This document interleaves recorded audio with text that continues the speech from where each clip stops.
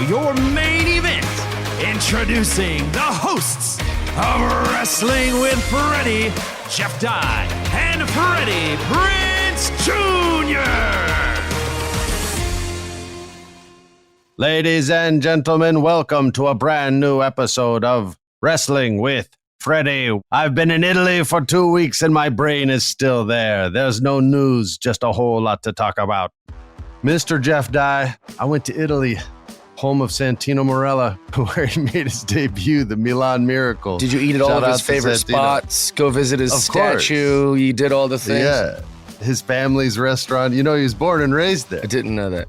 Oh, yeah, definitely. He's not a Canadian dude named Tony. Sometimes Vince just gives you a thing, you know? He says, oh, I'm sure you're Hawaiian, but you're from Japan for this. I think that's what he did. Went to Italy with the family. It was awesome. We started out in Florence. If you don't know Florence, go watch the movie Hannibal with Anthony Hopkins as Hannibal Lecter. And you'll know exactly what I saw and how I saw it and how I got away with murder.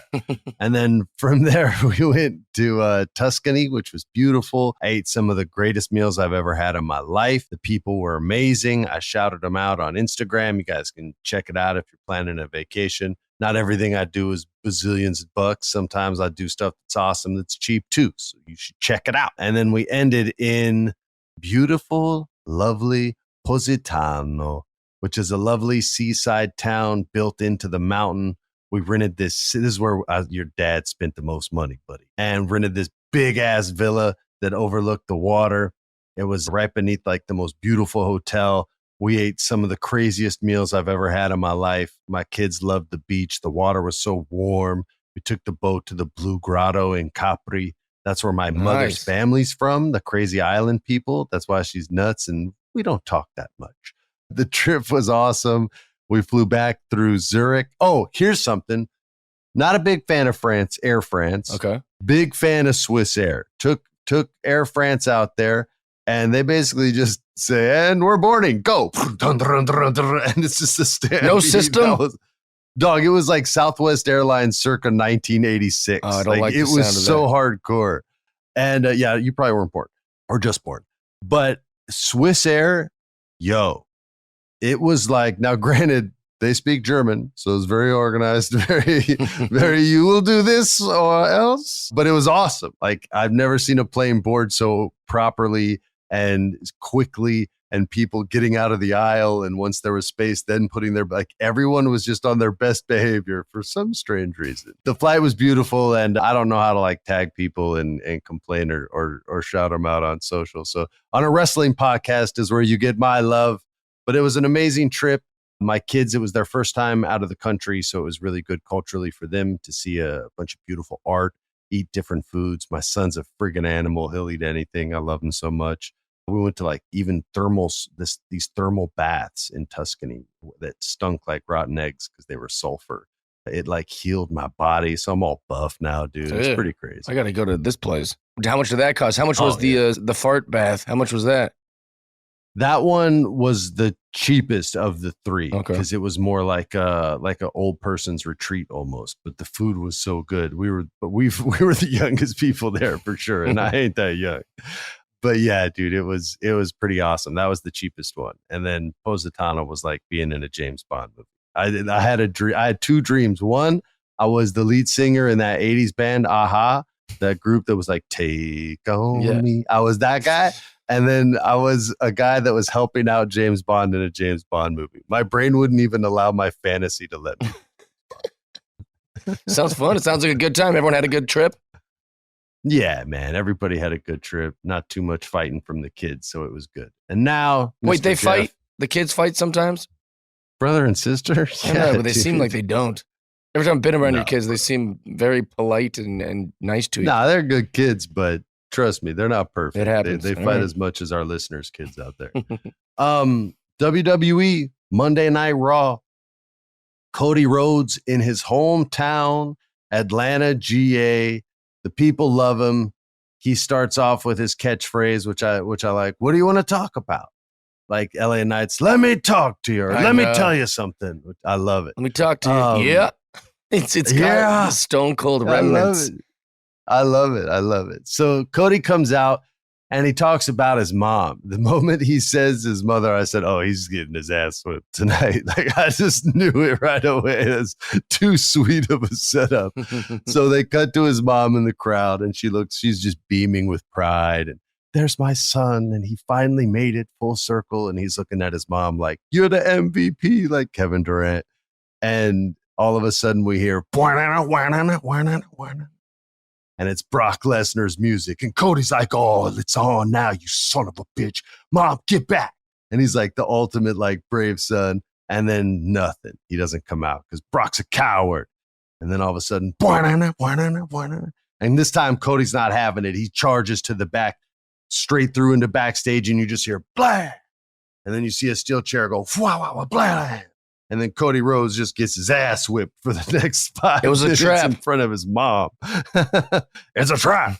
And it certainly was. And he got the hell beat out of him in front of his mom. Jeff, have you ever been beat up in front of your own mother? No, but I can gladly report that's never happened to me.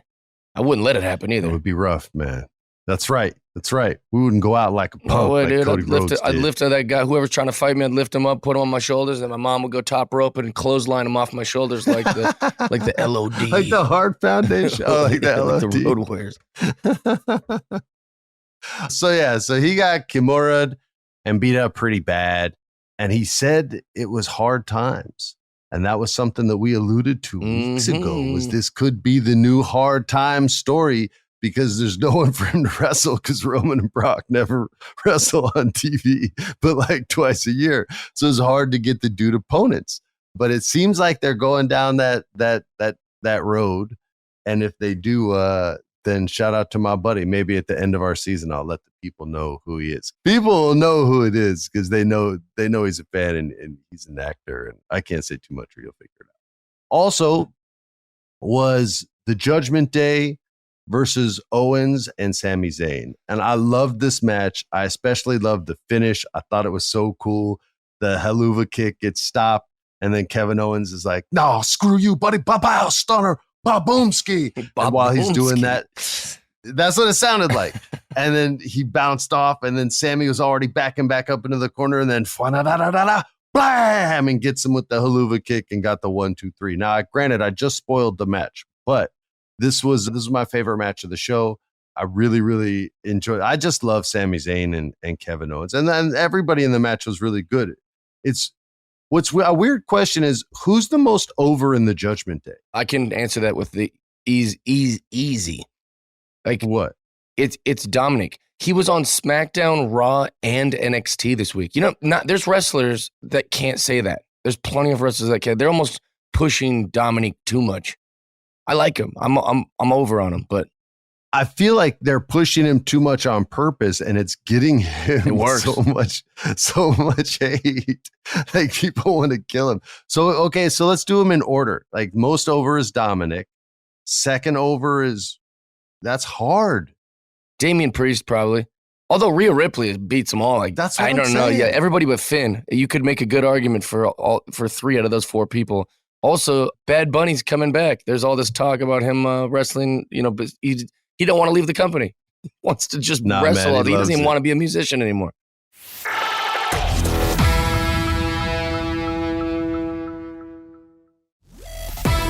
That's why I'm glad I never did it, because you get the bug, man. Even that one little thing I took for Randy Orton, and it legit hurt, even though he protected me. I took it wrong because I was too excited.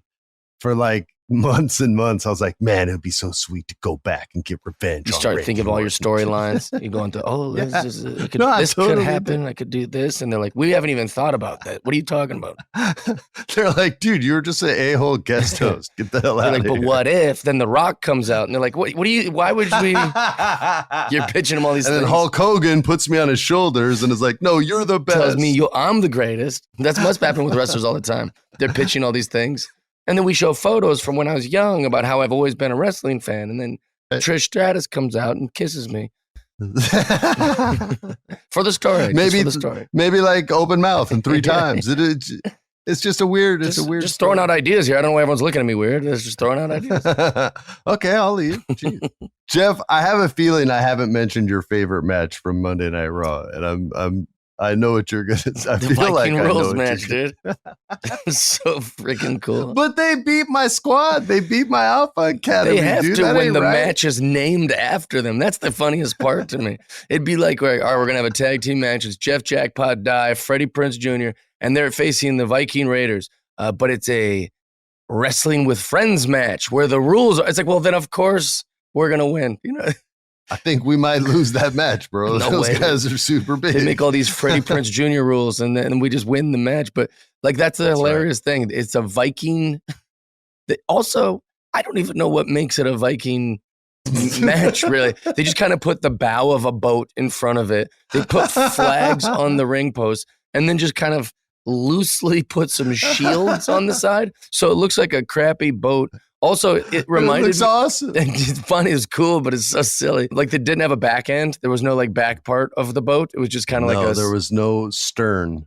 no stern. Also, it looked like when you buy your kid a race car bed, but the bed is, it's still a bed. It barely looks like a race car. They just kind of have these weird wheels that are. No, my buddy Chris Sandoval had one when we were kids, man. But it still looks like a bed. This is just a ring that they've kind of put some boat-like things on. It's so weird, but also really cool. And I love both of those groups. Did you see Dupree went through a table, which I think that's the first time she's done that. Now she's a hardcore wrestler. Yeah, she's like now Liv she's Morgan. not just a technician. Not just a technician. Now she's a hardcore technician. She'll make it her thing like Liv Morgan, like I'm the badass one. You're like, no, you're not really.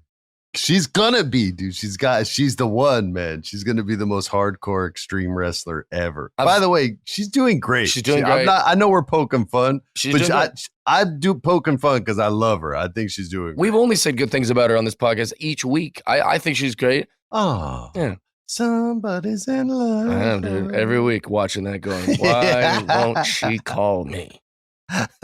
Otis gets to hang out with her, but I don't. Otis is the man, Otis dude. is awesome. That's He right. did the worm beautifully. His worm's so good, man. Yeah. His worm's, I don't even know how to, it's like watching a marble go up and down like around. He is the perfect circle. He really is. And it's hard to do the worm when you're a circle. The roll is good. But he's super strong. He could lift like 8 million pounds. That's how you do it. It looks like he hits his chin every time he goes forward. I don't know if he actually does or if it's just his beard or something. But if you watch it, I don't know why I'm spending so much time talking about this. It looks like he's hitting his chin every time he goes down. I was like, I wonder if that is actually. I'm going to do a hard analysis of this, and we'll break it address down. it in bonus footage in another episode. Moving on to AEW. Yeah. And whereas our previous match was my second funniest match of the night, this one was amazing. Whether you like MJF's ideas or not, every single one of them, he takes a big swing. He takes a home run swing. He might not always hit a home run, but he'll still hit a lot of triples. Heck yeah. That said, I'm sitting there with my son and my daughter, and before the match starts, MJF gets the crowd to start screaming, dance off, dance off, dance off. My daughter's a dancer, so she was dying laughing when this was going on. I was dying laughing when the music cut and Adam Cole kept dancing and then like embarrassed himself. My daughter goes, Dad, it's like you when you did the electric slide for too long in Scooby-Doo. Oh my God. So, which I don't know how she remembered, but it was. So they ripped me off. Trust me, she roasts me all the time. And then we watched this match, and the way they've built this up, I said it before, is like 48 hours and another 48 hours. Like Nick Nolte, the grumpy Adam Cole versus the outgoing big personality singing and dancing Eddie Murphy. And you know that eventually this ends in betrayal and you knew before the end of this match, because it has to, because Adam Cole wants the belt and MJF can't, and he treats it like a girlfriend from the 80s and like Karate Kid, like, why are you looking at it like that? Which was so good. But this match, I've been waiting for the double clothesline because they have been setting up the double clothesline for so long, and it is the weakest finisher ever. And I love that they finally won with it. And they screamed it to, and it's so bad. It's so horrible. It gets reversed constantly. the way dude, that it always it's the worst. And it's really just like two dudes hand holding, which is kind of funny. So like when it doesn't work, it just looks like they're just standing there holding hands. Because sometimes like Rover, Red Rover, they'll send him like on the rope. He'll grab the rope, so he won't come back. And then they're just kind of holding hands, looking at him going, what? It's so funny. I don't know how they're pulling this off. It's to have 4 matches together and be the best tag team or the most entertaining tag team in wrestling. Like the vignettes, even the stupid ass vignettes they do at the Chinese restaurant where the food's too hot and instead of water, they get the cocktails that are too strong and then they're super drunk and telling stories. And then they both look at the waiter and just yell, double clothesline, and they fuck up the waiter for no reason other than he brought him delicious Chinese food and awesome cocktails. Do you think who do you think's writing this? Much. Do you think they're writing it, or is there just some great writer down there that's like, I know these guys can pull this off, and he's writing it? They don't have writers. Oh, they don't? They don't have. So it's Cole and MJF. It's just these 2 guys busting this out, man. They are absolute. Dude, I'm laughing now. I'm 47 years old and I'm laughing my ass off at these vignettes. And it set up that finish for the double clothesline so amazingly well. I couldn't even believe it. I was cracking up the whole time. My son was dying laughing. My daughter was crying. Like, we loved this match so much. I'm sure there's people out there that hated it. And you hated it probably for the right reasons because it wasn't like a tough, badass tag team wrestling match. But I loved it because it wasn't that at all. And it didn't try to be. And it tried to be something way different. And I love when people take big swings. So I was dying. I loved it. And I know you. Oh, I for sure loved it. I also think like I'm pretty critical of wrestling reusing stuff, repeating things. I feel like it can get lazy with that kind of stuff. Like it's so Vincey where it's like, and then someone comes out and interrupts you. And then it's like, it's a very, like they use a lot of the same tropes. And I don't know if that's Vince's fault or just wrestling in general, but to see something different, good or bad, is fun. It's a stupid Viking boat, but it's different. And it's like, all right, good, we got that. I like these kind of, any attempt at something different, I'm going to be supportive of. The Viking match was like if Long John Silver's had a playground for kids in the back. Exactly. Like that's what it looked like. I have a little pirate ship back here. You can't see it. But even I have little pirate ships, and I don't think I have the guts to attach a wrestling ring to one of it and have a pretend match in there.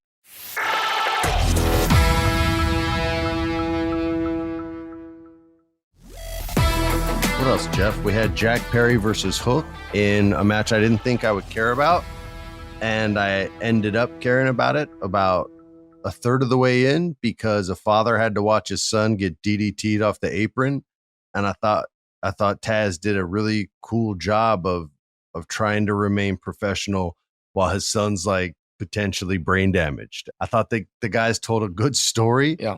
I think Jack Perry has a spoiled shithead, my dad was famous, fuck you kind of attitude is cool. Mm-hmm. I didn't like his entrance music, although I do like the artist behind it. I'm not trying to crap on the classics, but I think there's a better song out there for him. But I really like Jack. Who made the song? Was it Jimmy Hart? Did Jimmy Hart come up with that song in his basement? Yeah, codename Beethoven. I just thought Jimmy Hart made all the songs. I thought he came up with all the jingles for everybody. No, he did Bach's music. He wrote for Bach. Oh, perfect. Yeah, and Brahms. That's why he's still working. He was their ghostwriter. Yeah. That's how old he is. I'm not really buying Jack Perry as a bad guy. I don't really like it. No, tell me why. Kind of what I was just saying. Like, it feels like he's doing all the classic things you do if you're trying to be a heel, but I just don't really buy it from him. He seems like a nice young guy. I don't know. Just like when I see him look into the crowd and acting like he doesn't care, like I don't know. It just doesn't, it feels weird. I got to rewatch it because I felt he really came off like an entitled prick. And I like that. I got to rewatch it now. I don't know. I got to rewatch it. I mean, as far as like the wrestling, yeah, it was typical heel stuff with the title and all that, but I still thought he was creative with it. I don't know. Maybe I like him and you don't, and I'll wrestle you. Yeah, that'll decide it. That's what we'll have to do. We'll have a blood and guts match. You versus me, plus 4 of our friends with thumbtacks, candy glass, nail boards, and well, then we can't talk about the next match. Blood and guts match, dude. John Moxley is a psychopath. Dude, how many of these can he do? Mox has done Dude. 7 million matches like this, and most of them weren't televised or recorded or anything. It's just in some field somewhere. Dude, he threw a guy on a table of nails twice and bled more than the guy he threw on the table of nails. It's like way more. It's crazy. He's a freaking werewolf horror movie, man.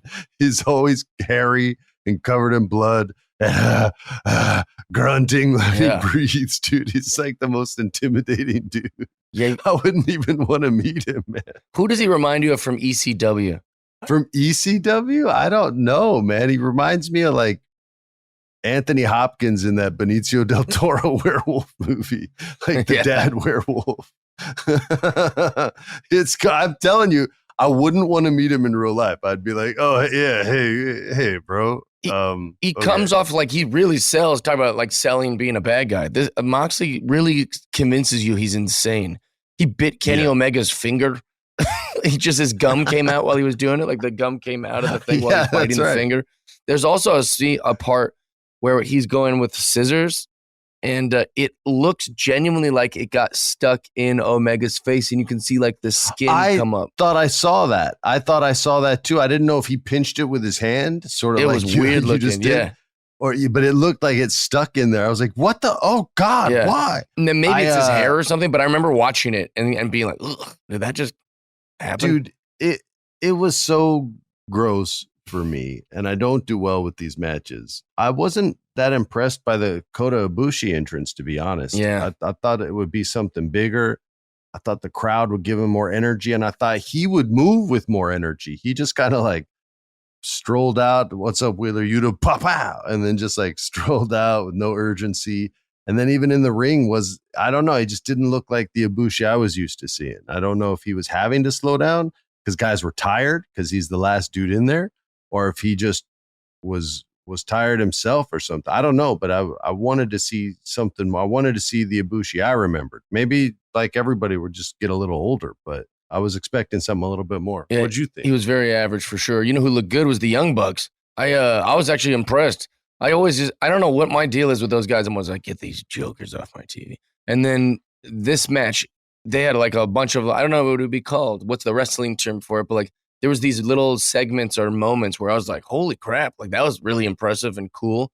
And also, when dude was bouncing through all the ropes and shit, I was like, yo, man, he's like a rabbit out there. Or what's the name of the move that X-Pac used to do where he would slam your face, go down like kind of into a leg drop, but the face buster. Yeah, the face buster. Face buster. He did one of those off the top rope to a guy. I was like, that was pretty sweet. Yeah, like I just didn't even know he did that. This was my match of the week, not the Viking Raiders one. I was going to pick that as a goof, but this is definitely the match of the month for me. I thought it was awesome. My match of the week was all day long, the mixed tag finals. That I haven't laughed that hard at wrestling since I was a kid. I'm telling you, it was just on purpose, like where I'm supposed to laugh, not like, oh my God, that's so crappy. I just loved it. All right, moving on to SmackDown. Lovely, lovely SmackDown. We had Rey Mysterio versus L.A. Knight. Yeah.